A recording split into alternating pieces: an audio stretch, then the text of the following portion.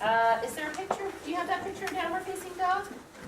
Maybe remember where it's in the hospital picture.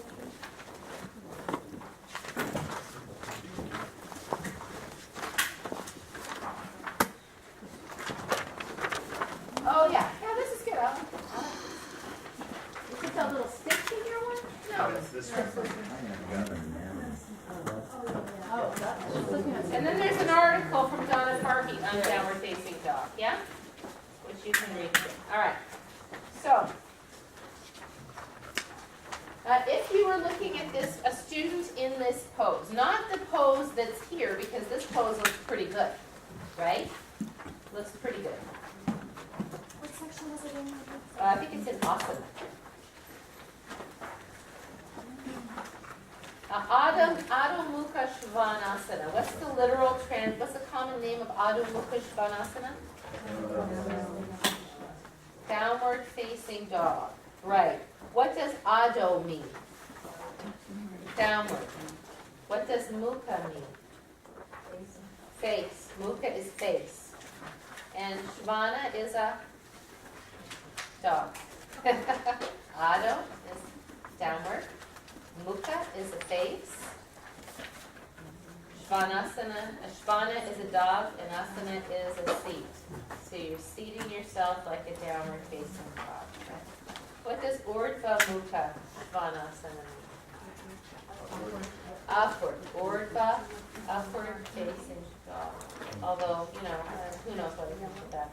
All right, if you were evaluating a student in this pose, now I'm not talking about this pose the way it looks here because this is well done, but any student doing any downward facing dog, good, bad, or indifferent, which letter in this alphabet would you look at first? Sorry.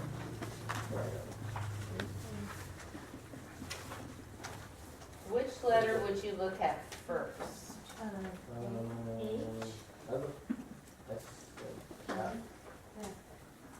Feet something. I don't know. Does it depend on the level? B or A? No, it's a standard, yes. We like it. Okay. Let's see. I like the feet.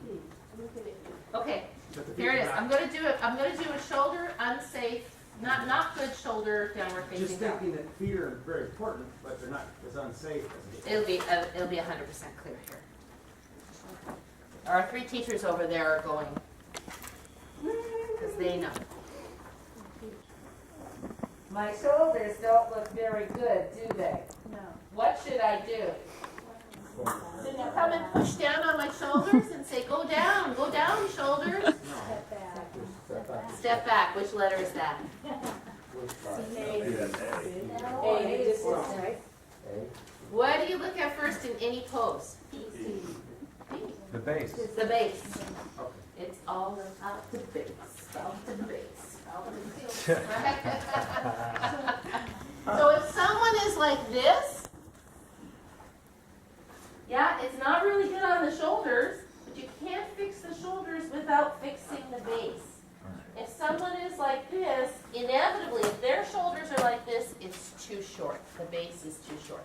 So the first thing you look at in any downward facing dog is distance between feet and hands. Does that make sense? Yeah, all about the base. Good. In a sense, that's deceiving though, so you look at her shoulders and back, you look at her shoulders first to correct the base.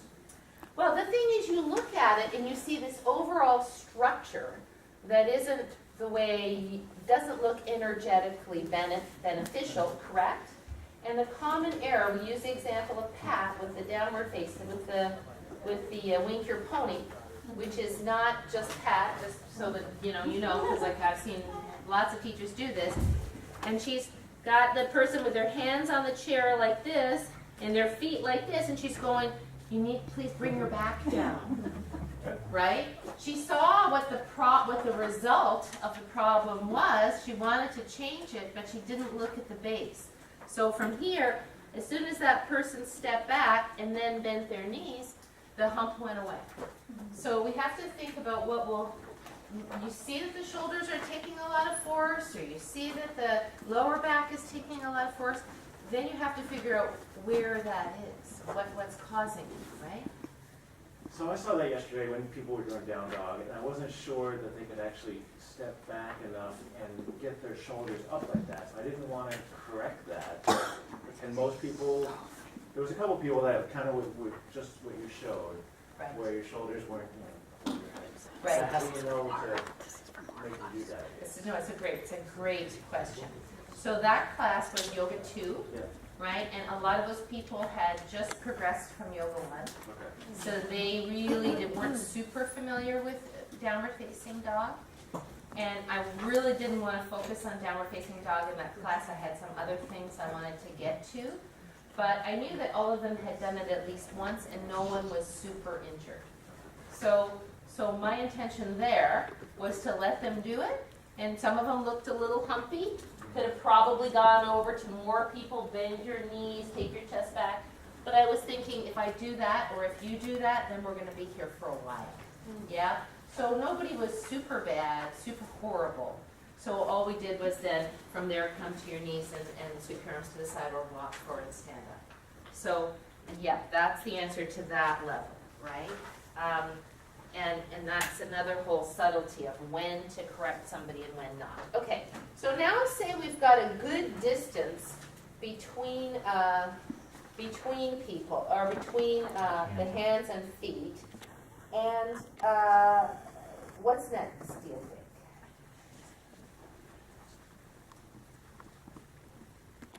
There could be a couple here. F is good. What could F be doing? F could be dunking, or it could be humping, right? Yes. What else could you look at? D for the knees to make sure they're slightly bent. Right. So I would go, my next thing would be to make a choice, unless the person, if I got the distance between their hands correct, and their head was up like this, the first, because sometimes people step back and their head's still like this, I would make a general comment, let the head hang, right? Because it doesn't matter what else you do if the person's got their head up, they gotta hang the head, right? So now you've got their hands and feet in a distance, and their head is not, it's not pushed down, but it's relaxed, right? The neck is relaxed enough that the head finds its natural alignment. Then you have to make a decision. Are the persons, is the back humping? Is the back humping? Usually when the back is humping, it's because They're not that far. okay, feet are too close, and now we've got their feet at a decent distance, and their back is still humping. Their knees. Right, yeah, you. Bend the knees. and So bend the weight. now I'm at a good distance, right? And I'm not going to go any further than this, but I look like this, right? So in that case, then I have to actually go to feet first, because if you're going to bend your knees, you don't want to have your feet right together. If your legs are straight, you can get your legs closer together and do pretty good. But if you're going to bend your knees, you would say step your feet hip distance apart, bend your knees, send your tailbone back from your hands, because you have to take the hamstrings out of the equation to get the back long. Does that make sense? Okay, and let's jump into real quick here. What's the number one intention of downward facing dog? Number one. To invert, right? If it's a pose where you're inverted, that's the number one intention, is to invert, to turn upside down. And then in downward facing dog, what's the secondary intention? To open the line of flexion of the shoulders, right? Because if you want to say stretch your spine, well, I can stretch my spine in Wink Your Pony. I can stretch my spine in Palm Tree. Yes, the spine does get stretched. But we are using leverage to open this ankle, right? Because remember we talked about George, and George couldn't lift his arms past here.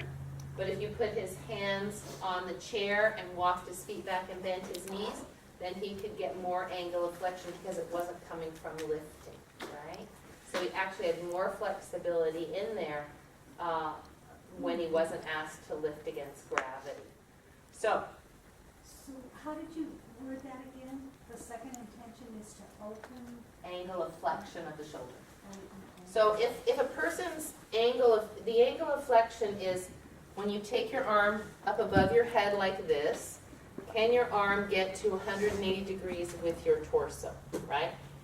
For some people, it will never get there. That doesn't matter. And I mean wrapped, not like, okay, I'm sort of in line here, but no. And so for a lot of folks, when they lift their arm and everything else is stable and fixed, this is it, right? This is how far they can go. So when we practice downward facing dog, we pull the torso back away from the arm, and maybe we increase this angle, right? Doesn't mean they have to get hyper flexible, but like we say in our classes, how often do people have their arms all the way above their head? Very rarely, right? So we don't want that angle to decrease. Yeah. What would be the third benefit of downward facing dog? I would put hamstrings way closer to the end because there are much better ways to stretch your hamstrings. With the shoulders. The shoulders. Upper body strength, right? So when you move from Yoga 1, where maybe you've done downward facing dog on the chair, you've done wink your pony, you haven't been bearing any weight on the upper body.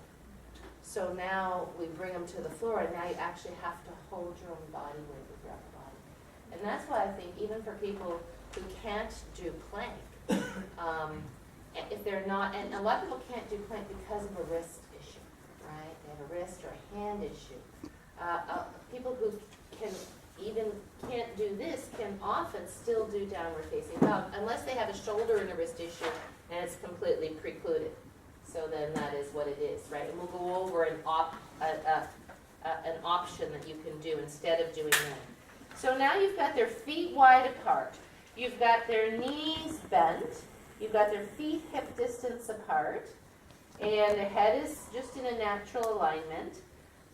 You would have called out something as you're getting them organized into that, and that would be number L, which is to stretch out your fingers, right? Stretch out your fingers, because people will have their hands like this in a cup on the floor. They don't have the idea that you should stretch out your fingers, and when you do that, where does all your weight go? In your wrist, right? So stretching up the fingers helps to distribute the weight so that it's not all sitting in the wrist. And the general instruction in downward facing dog, sorry, I'm giving my feet, I apologize,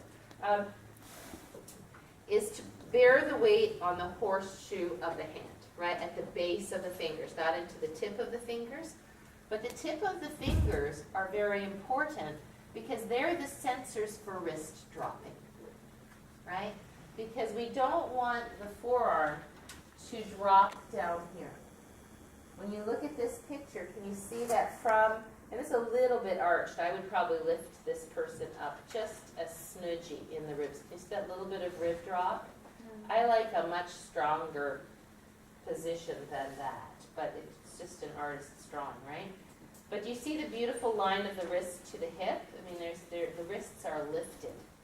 So if your fingers are light, even if, or non-functional, even as you're pressing into the base of the fingers, I think you don't have that sensor for the forearms. For me, it's a drawing action from the fingers and the base of the fingers all the way up.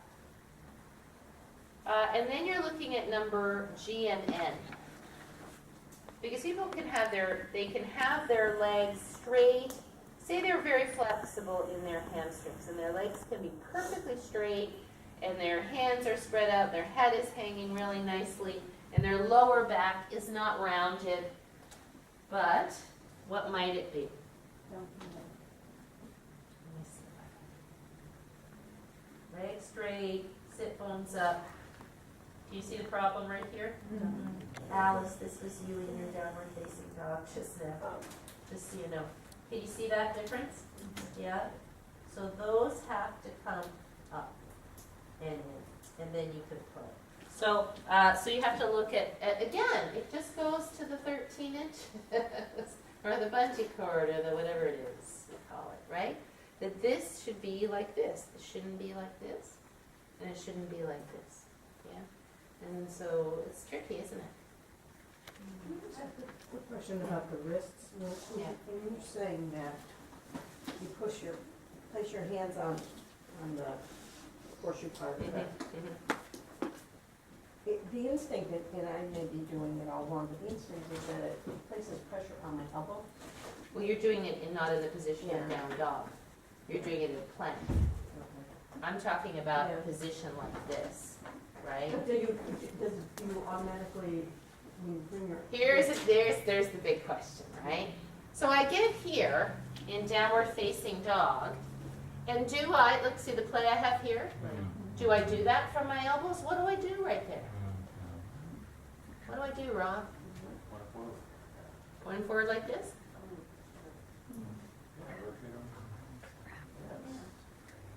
Here's the answer. You ignore the elbows.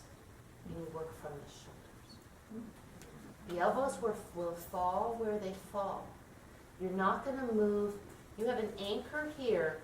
This is the focal joint, right? You don't want to be fiddling here without looking at this. Does that make sense, everybody? And that's why, Barry, when I come up to you, I'm not fiddling with your elbows. Rob, sometimes I fiddle with your elbows because you're so hyperextended. You could have your shoulders in exactly the right position, and then you could bring the eyes of your elbows, we call these the eyes of the elbows, just a little thing, a little bit more in or a little more out depending on you. But in general, the eyes of the elbows are kind of a thing, just like looking at somebody's back is humping and saying, oh, her back is humping, what do we need to do? We don't want to push on the back. Same thing, oh, the eyes of the elbows are thrown forward, or the eyes of the elbows are pointing down. We need to fix that, but we don't fix it from the eye of the elbow, we fix it from the shoulder. Does that make sense? Yeah. So in downward facing dog, are your humerus bones externally rotating or internally rotating? Externally rotating. They're doing this, right? They're rolling away from the torso. In Garudasana, go ahead, do it. Are your arm bones rotating internally or externally? Internal, right? So now if you took that and put your hands down, just do that for fun. Go like that and put your hands down. You see what's going on here, right? This is really good for this. Internal rotation, not good for downward facing dog. Internal rotation gives you elbow sticking out and neck contraction, right? So finding what we call the wrap of the shoulder is the arm bone coming around the acromion process, the bicep moving toward the head, so it's externally rotating this way and finding that length. Internal rotation would look like this. Does that make sense? Okay. So we teach that. Hopefully by the time they get to a Yoga 3 class, they will have learned that because they've been here. Because they'll have been taught how to bring their arm up, that their palm doesn't go like this, that it goes like this, the palm comes in. As soon as they do that, they're going to get that wrap, right? And you don't have to tell them outward rotation, internal rotation of the humerus bone, because that will be very confusing. That's why we have words like wrap your arm around, bring your bicep towards your temple, those kinds of things, because it's confusing even to regular, people who know about bodies, this internal, external thing. Yeah? All right. So does that make sense on downward facing dog in terms of just where you look, right? Okay, your eye sees there's something wrong, and the first place you look is the distance between the feet. And then the next place you look is the head. Relax. Okay, if the head is out of alignment, you got to throw that in for sure. What else? Humpy back. What needs to happen if there's a humpy back? Move the feet apart. Feet apart and bend the knees. Yeah. And then rib cage and everything else, right? Okay. So let's do. Did we do downward facing dog with a chair last week? Yes. And Well, what we we did. did, we definitely did the Think you're chair, fine. and did we go all the way to dog? Probably didn't get to down dog, Let's get a chair. To downward facing dog on the chair and extend to downward facing dog on the floor is that it should be a pulling action, not a pushing action. Does that make sense?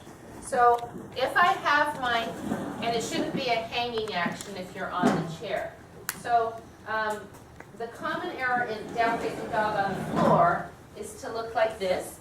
Okay, this is the standard. Oh, I've been taking yoga for 5 years at my gym.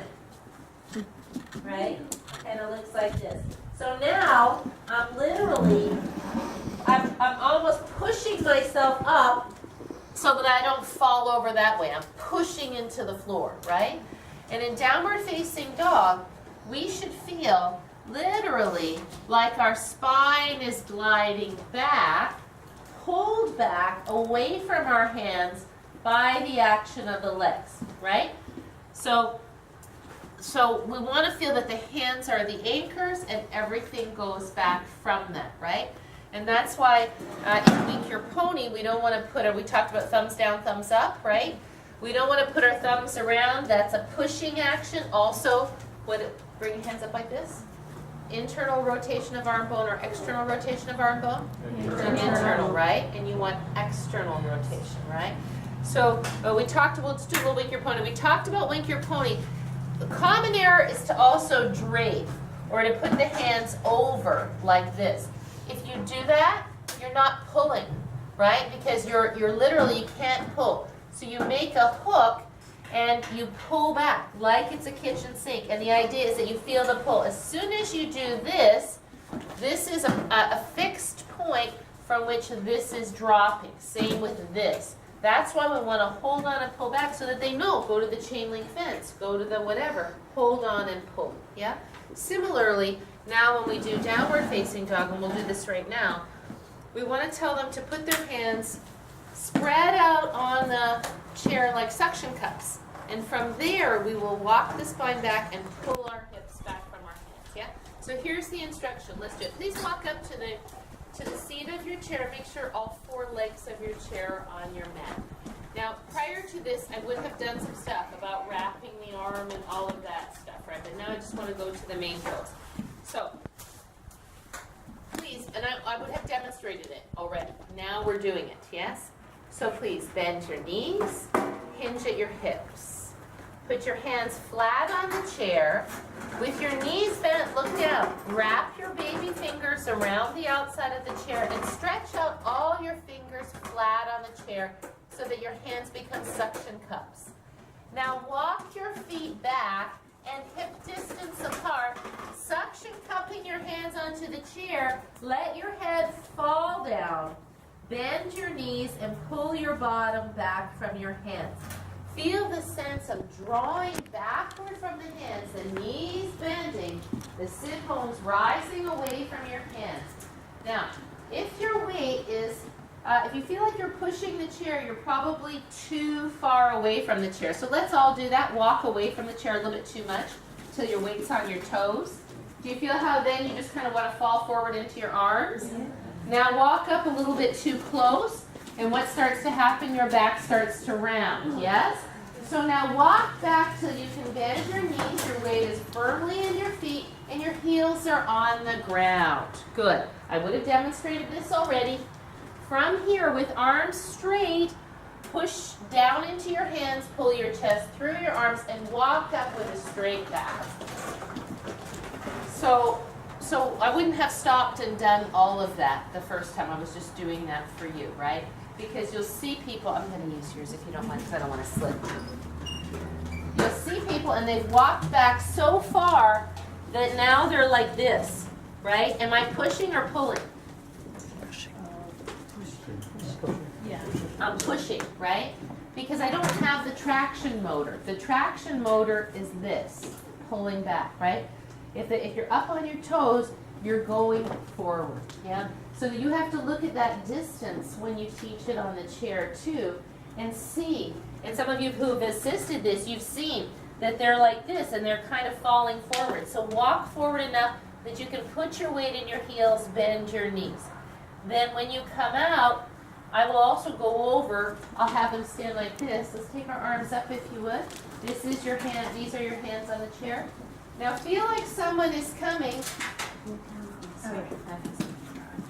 And as you bring your arms down, they are pushing your straight down, shoulders down to bring the arms down. That's it. Thank you so much. So arms up again, and shoulders down and push down, right?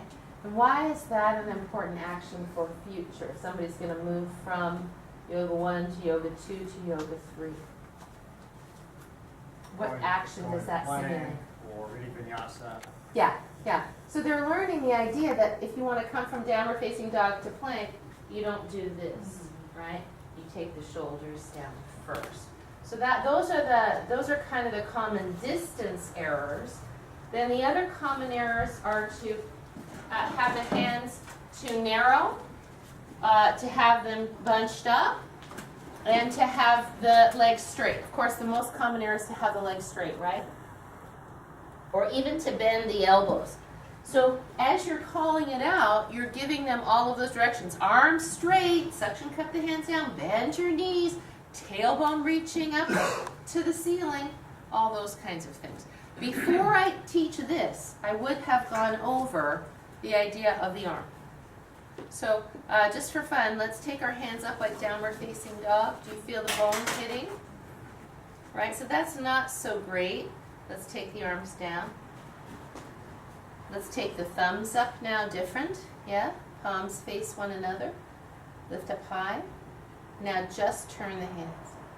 This is downward facing dog, right? So the arm bone stays wrapped.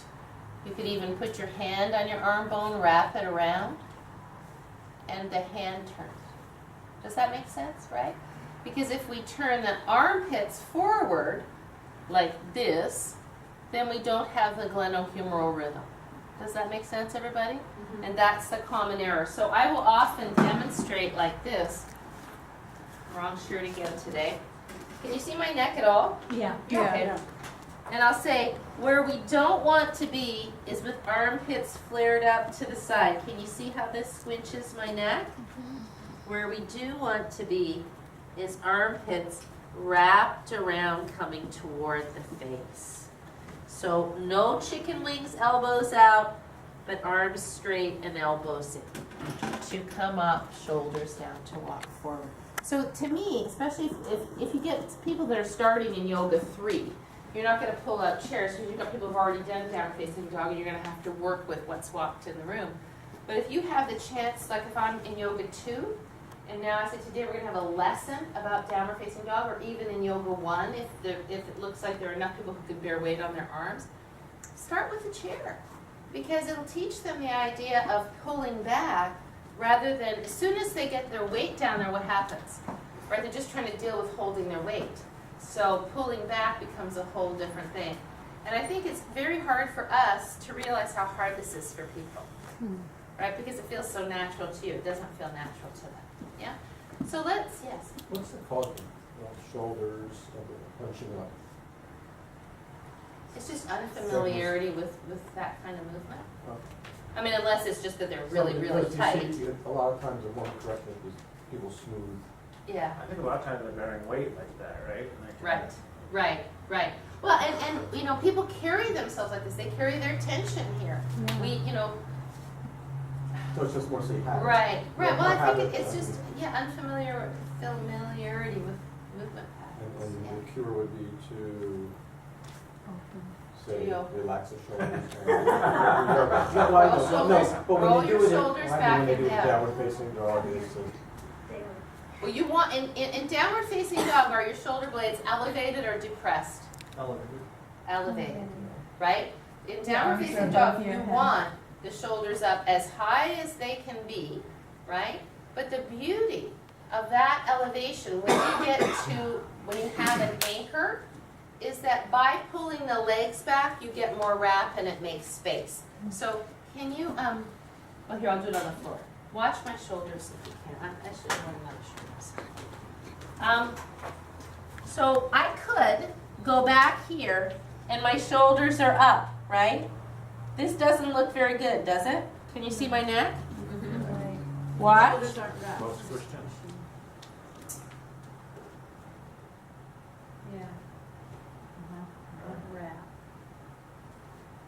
right? So even when the shoulders are elevated, by wrapping, you make space here, right? Go ahead, do it. Take your arm up as high as it will go. Flare your thumb forward and your armpit to the side. Do you feel the compression here? Now still, arm is as high as it will go. Wrap it around, lift it up. You have work in the levator scapula, but it's completely different. And you feel it more even when you have the traction motor of the legs pulling back. Because now the muscles aren't holding the arm up. Gravity is holding you and you're pulling yourself away from that. Does that make sense? Just like if you were hanging from a bar, it would be, if you hung from the hanging thing over there, it wouldn't feel like this. You'd feel this go down because your body weight would pull it down. Does that make sense? And same with the downward facing dog. All right. So what I'd like you to do is I want you to see how to fix the shoulders, both in chair and regular downward facing dog, because that's the biggest adjustment we make. So let's go over that adjustment and then we'll add on. Does that make sense? Okay. So come on, Victor, if you would, right here. And everybody come along over here, if you would.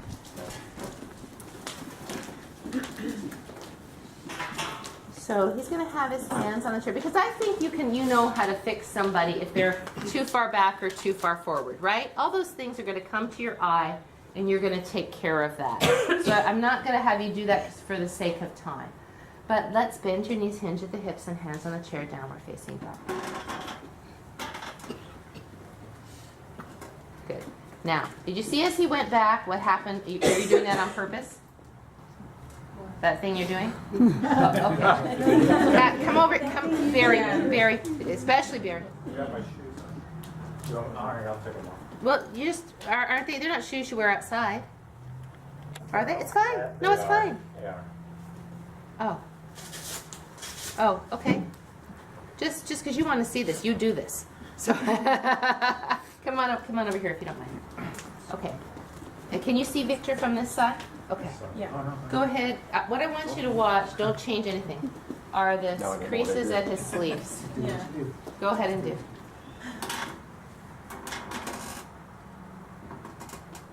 Oh, which way did his arm bones go? Internal or external? Can you see that? Can you see these? Yeah. You can see it right Yeah. there, right? Right. Okay. And you saw. Do it again if you don't mind.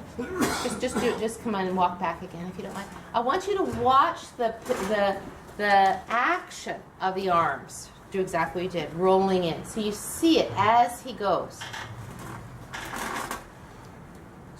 Right there. Ooh. You see it go in? Yeah. Okay. So now this chair is a bit narrow for him.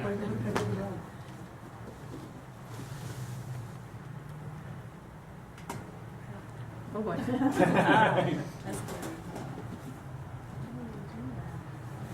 There. It's different. Go ahead, pull through. He was pulling this, I don't want to hurt you. He was pulling that through, and these were flaring out. So I took him up out of it, rolled around. Now pull your tailbone back. See how he wants to dive that through? I'm not allowing him to. I've got hold of his triceps, and I'm externally rotating the arm. So this, and we have to be careful, bend your knees. That's one of the reasons it's a problem. Bend your knees more. Tailbone up. Ah, thank you. There you go. Do you see that differently? This is the direction the arms want to roll. This way. And look at the space he has in here now. Go with what you did before. Straight legs. Now he has no space here. These are squished. Yeah? It's so subtle. It's not that subtle. I thought it was very visible. Thank you. I'm gonna take my shirt off. Yeah. Exciting. Don't look at my waist. Or anything else. All right. Do it rolling in. Look at this crease here. Okay, watch. Again, now we're going to see him do this on the floor too. The chair a little bit different. Okay, now bend your knees, tailbone back. There we go. Now that's more. Yeah? So now just for fun, thank you so much, let's walk up. Let's do it on the floor and let's see how it looks here. Do the same thing you just did if you don't mind. It's not horrible. It's just a direction. Now, How keep many it, times I can correct it on this? yeah. keep your legs, come up again a little bit. Keep your legs straight as you do this, if you don't mind, because we'll see how Okay, that straight. affects this pose. Okay, go ahead as you're ready. You see, can you see how this wants to dive through? And you see where his shoulder blades are, right? They're flared out, but they're not wrapped. That's why they're sticking out so much, yeah? So, the first thing for Victor, come on over to the side. I want you to see this pose like now he's in your class. He's like the bare-chested guy that showed up, right? Are you okay, Victor? What's the first thing I need to tell him to do? Step back. I'm doing this for your benefit. Can you get a little more distance? Step back a little bit. That's too. Somewhere, yeah, that was right. So, and Al usually you say somewhere in between Let me those keep two, my legs bent. right? Bent. Now bend your knees. Already, he's looking better, right? At least he's in a better direction here. Go ahead, do it again. Straighten your legs. See the hump? Now slowly bend. So There do it like actually put your heels down and straighten your legs. So that's where his hamstrings pull him, Does he right? have his weight in the right part of his hands there? Right, well, I'm not looking at his hands right now. But see, the hamstrings don't allow here. They don't allow his sit bones to lift, right? Can you come down to your knees for a sec? Don't change anything. So watch how that changes. So if he's here and his sit bones are down, but say he had the hamstring flexibility, he just didn't know it, which wouldn't be the case. It's different, right? The hamstrings have to allow the pelvic tilt, right? So go ahead again now. So now we know that his hamstrings didn't allow his pelvic tilt, so we got better distance for him. We took the hamstrings out, and now we're going to come around here. It looks a little bit better already. Yeah. Come on over here. Let's turn the fingers straight forward, right? Now push this through and flare your arms out that way. That would be the worst case scenario buried. Now,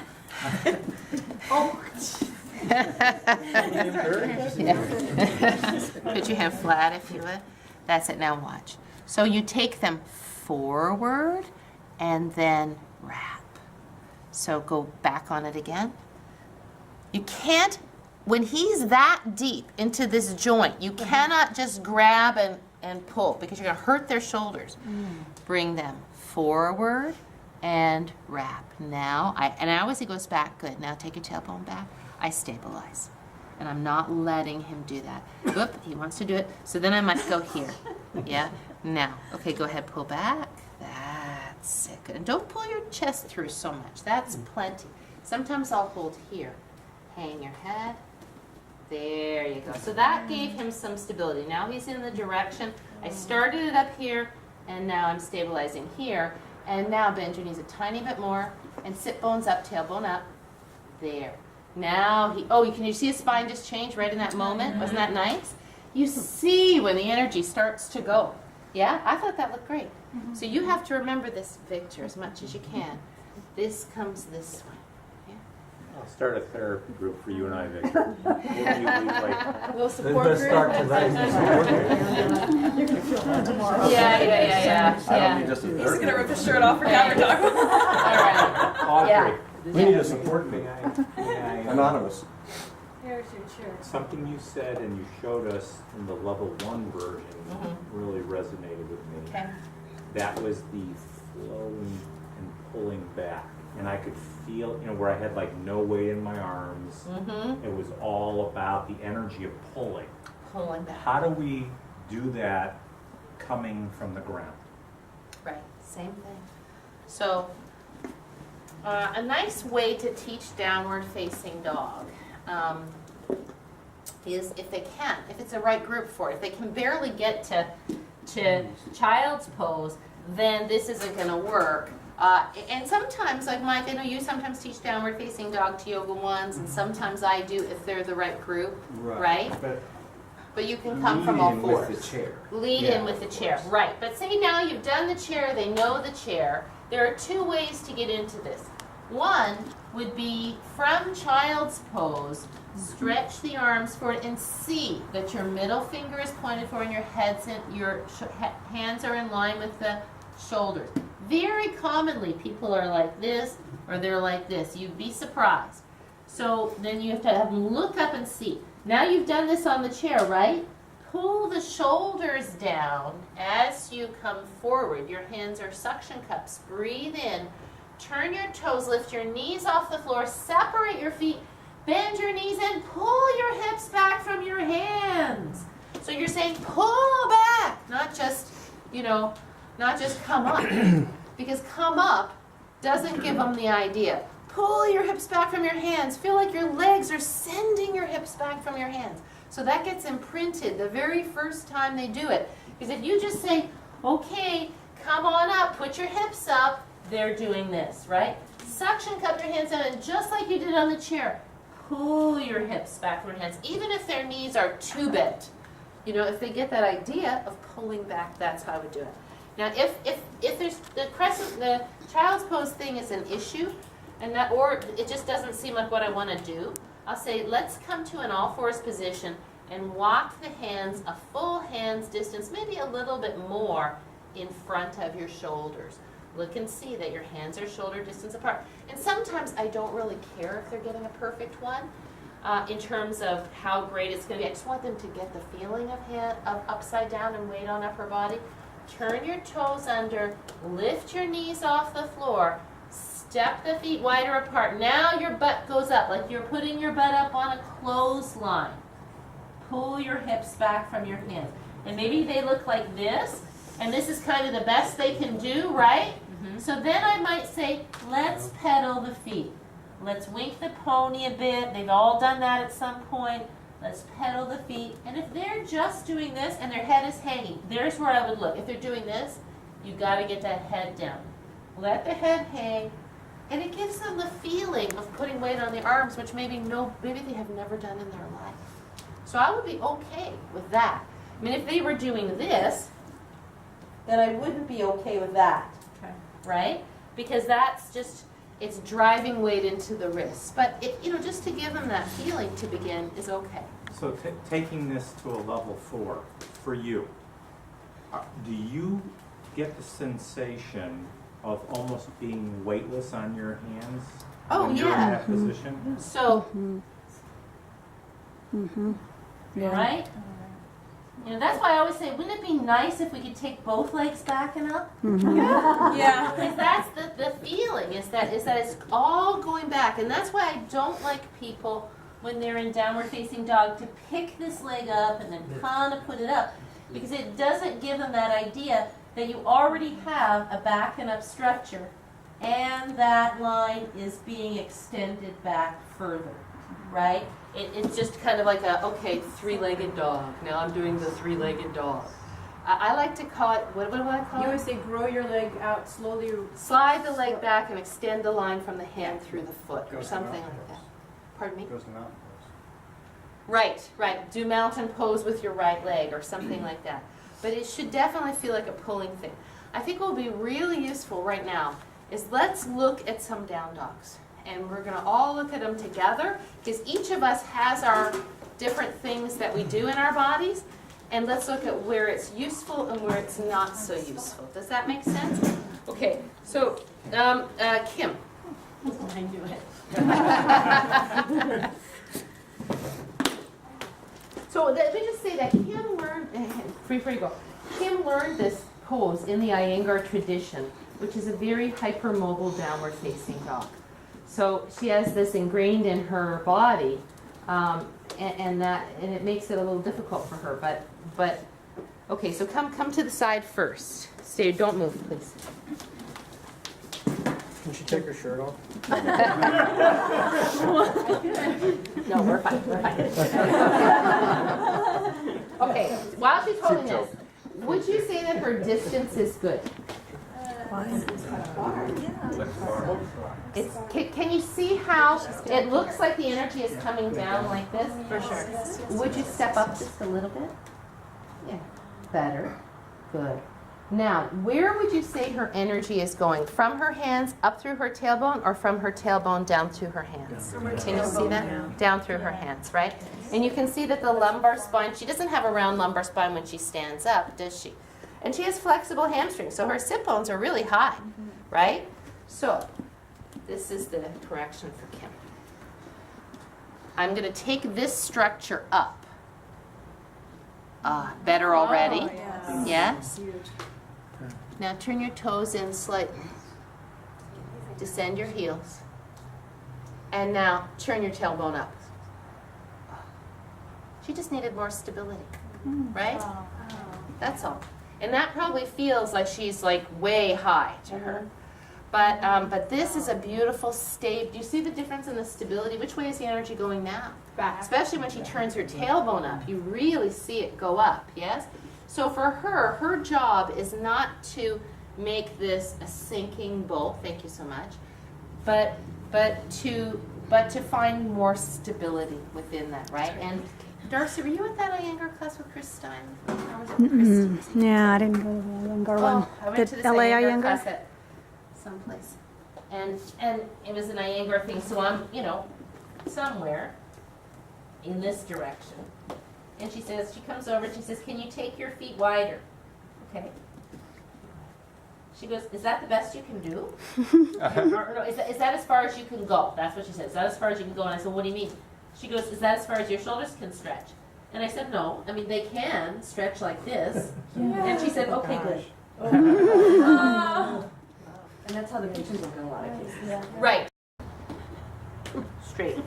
Okay, right? Okay. I'll never forget Andy calling me and saying, I did the knees and it worked great, right? So take your feet a little bit more apart. Turn your toes in slightly. So.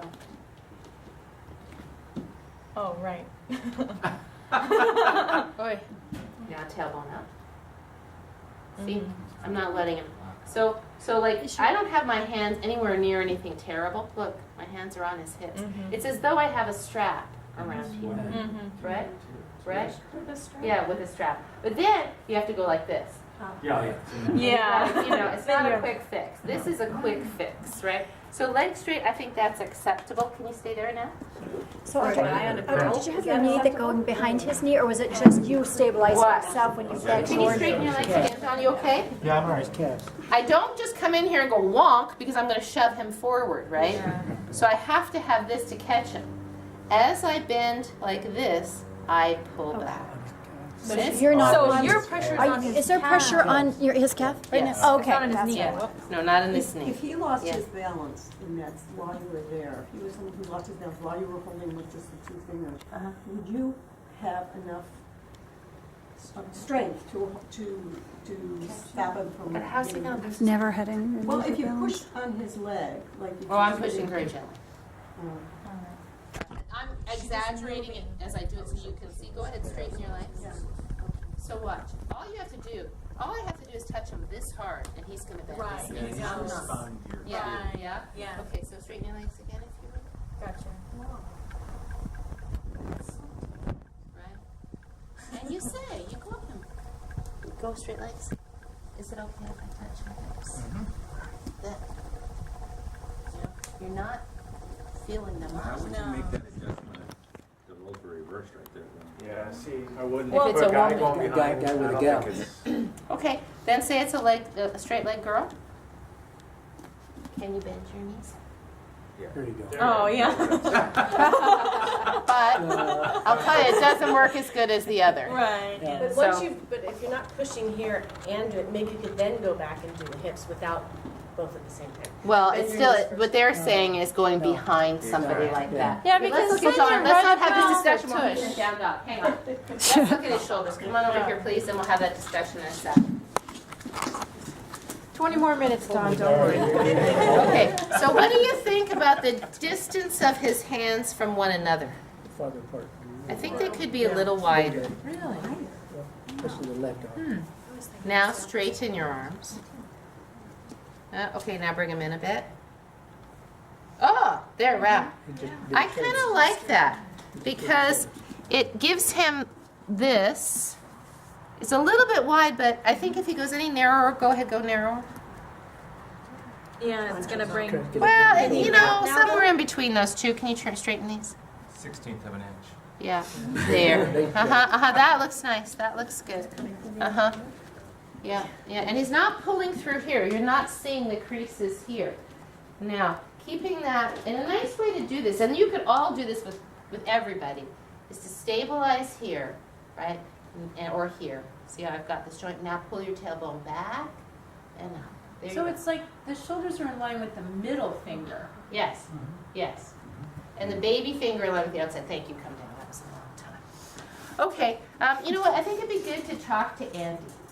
Because Mike teaches yoga 1, so you don't do this as much. But Andy teaches yoga 2, and he has women come in all the time.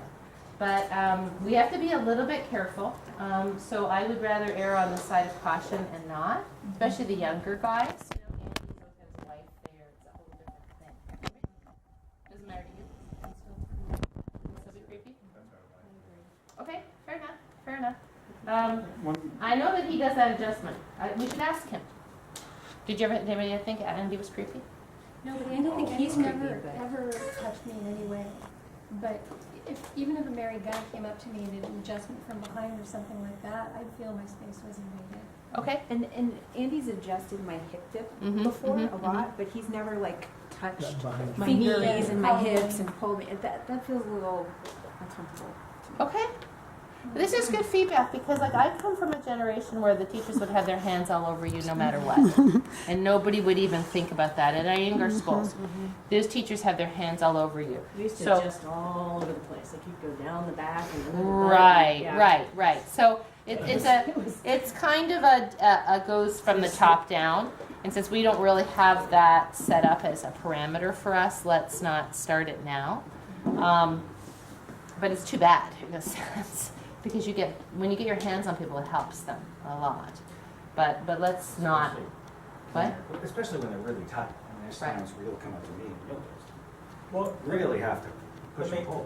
let me ask a question, Lisa. You know, you said it would feel creepy, but if the guy said, "Is it okay if I touch your hips?"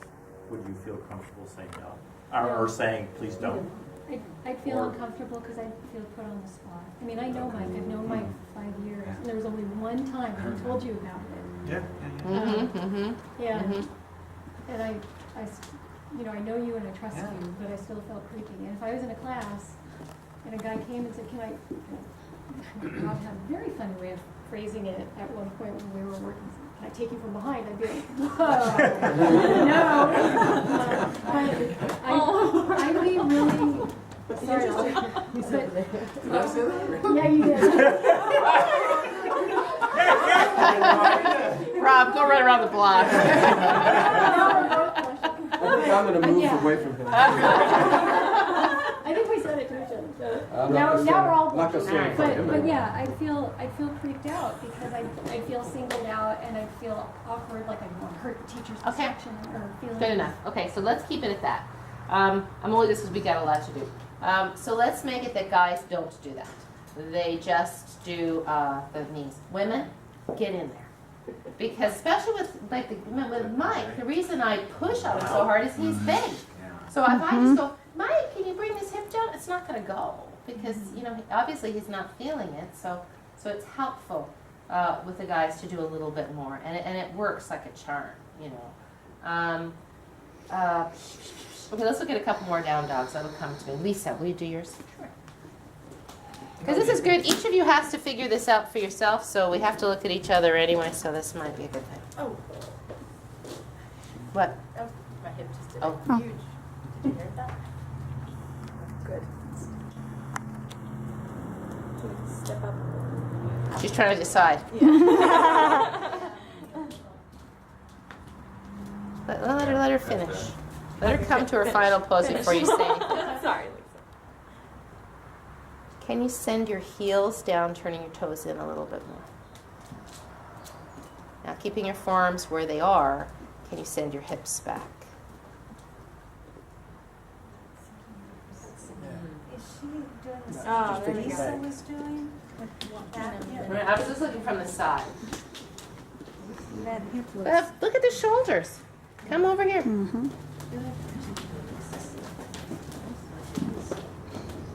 Beautiful. Yeah. Yeah.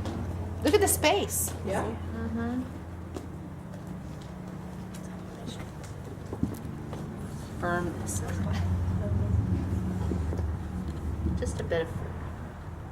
So it's almost just more a charging factor that she needs, a little bit less tentative, and maybe it's because she's not so warm. Can you hang your head a bit more? Ah, I like that better. I think it looks great. I don't really have anything to say. It doesn't have a whole lot of charge to it. There. Now I'm starting to see charge. And so maybe you lift your thighs up. Yeah. So you just feel like you're sucking, like we say, firm the muscles to the bones, right? Thank you, come down. But it was nice. It was really nice. The lines were great, right? So let me see if I can give you an example of charge. Sorry. Okay, so here's down dog, right?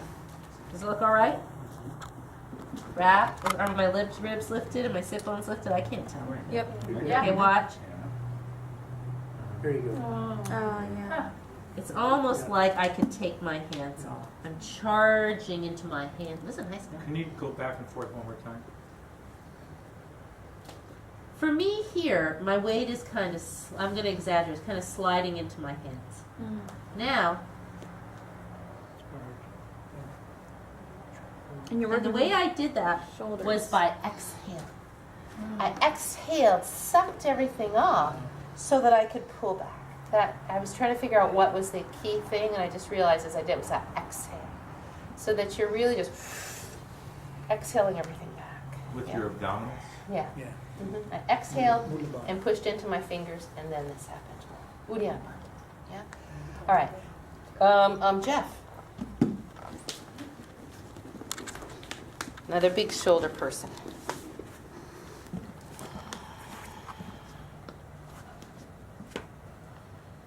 How about you come in from child's pose? Did you see how that wasn't a real great way to get in? Okay. Straight arm? Really straight arms. Okay, now go. Are his arm bones internally rotating or externally rotating? Did you see it as he came into it? Yeah, bring your feet a little closer together. Now, come on over here, everybody. All right. Come down to your knees if you would. And now come up again, and let's watch his arm bones. You see them go in? Yes. Pull your chest forward, don't come out toward me like you're going to come to plank. Now wrap your armpits and pull around. Can you bring your hands a bit closer together? This much. Oh, that's better. Okay. Now can you, what happens if you straighten your legs a bit more, not so much bandy, because your hamstrings aren't that inflexible. Yeah, now can you step, sorry. Can you step back a bit more? Okay. I like that better already. Good. Now, remember, if you're going to fix shoulders, come forward toward me a little bit. Yeah, much broader. How do you? Now pull back. That's it. There. That's plenty. He just thinks he has to go back more than he does. Now tailbone up. And tailbone up more. Not your bum, but your tailbone. Your sit bones up more. Bend your knees a bit more. Tailbone up more. See, what I'm trying to get is this hump out. You see it? You should walk. So you hold him right here, Barry. You walk up a bit more. Now, tailbone up more. See, heels down. There. So this isn't getting real lumbar, but maybe it's because, Jeff, do me a favor, can you stand up? It could be because he doesn't have much of a lumbar curve. Yeah, see, look at, doesn't have much of a lumbar curve.